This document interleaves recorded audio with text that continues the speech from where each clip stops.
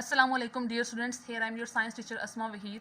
Today we have a lecture 4 for week 8 and our topic is atoms, molecules and chemical formulas.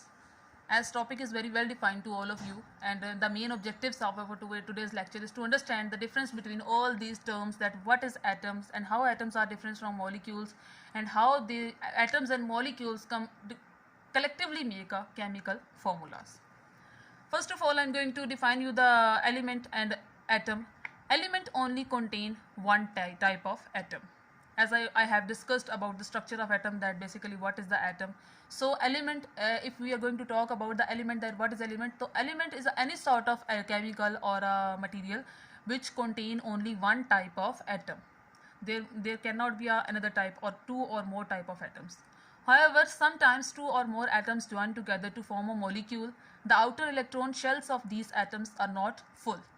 The atom becomes more stable by joining together to form a molecules.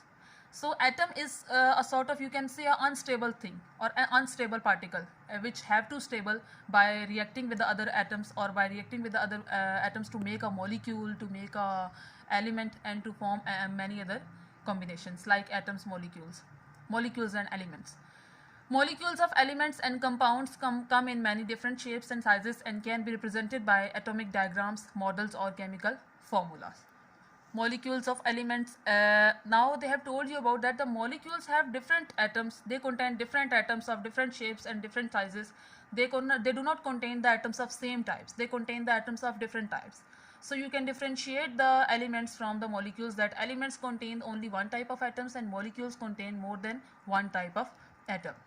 The chemical formula of the molecule tells you that the number and the type of atoms a molecule contain. A formula is written as the chemical symbol of element followed by a number which tells you a number of atom. Now they have categorized all these things in the three form or in the three picture descriptions, that they have told you about the example of hydrogen, oxygen molecule and nitrogen molecule. A molecule of hydrogen contains two hydrogen atoms joined together, therefore the formula of hydrogen gas is H2. The molecule of oxygen contains two oxygen atoms joined together, therefore the formula of oxygen gas is O2. A molecule of nitrogen contains two nitrogen atoms joined together, therefore the formula of nitrogen gas is N2. The outer electron shells of noble gases are completely full, so their atoms cannot lose or gain or share the electron easily. This means that the atoms cannot join together and exist as atoms.